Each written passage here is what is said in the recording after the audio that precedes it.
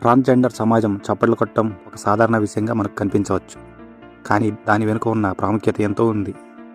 ఇది కేవలం శబ్దం కాదు, ఇది వారికి ఒక ప్రత్యేకమైన గుర్తింపు.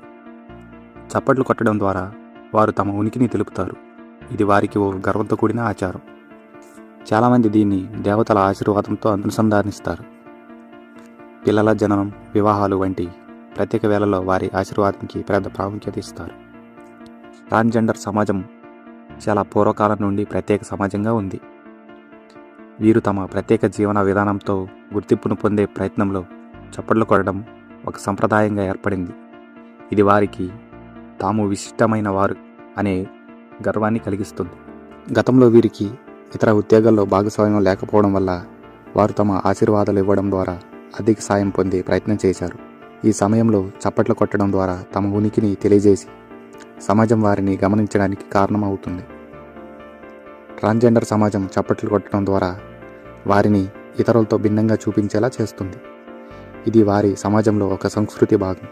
కొన్ని సందర్భాల్లో వారి చప్పట్లు ధ్వనితో కూడిన శక్తిని కూడా చూపిస్తాయి. అది ఒక గంభీరతగా అనిపిస్తుంది.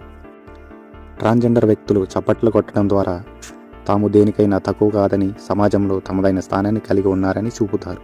ఇది వారి ఆత్మవిశ్వాసానికి ప్రతీకగా ఉంటుంది. వారు చేయబడే ఆచారాలను గౌరవించడం మన బాధ్యత. ప్రతి వ్యక్తి సమాజంలో సమానంగా గౌరవం పొందడానికి అర్హులు. ఈ సంప్రదాయాల వెనుక ఉన్న కష్టాలు, ఆత్మాభిమానాన్ని అర్థం చేసుకొని వారిని మరింత సమానత్వంతో చూడాల్సిన అవసరం ఉంది. మనలో చాలామంది వారి గురించి చాలా అపోహలు కలిగి ఉంటారు.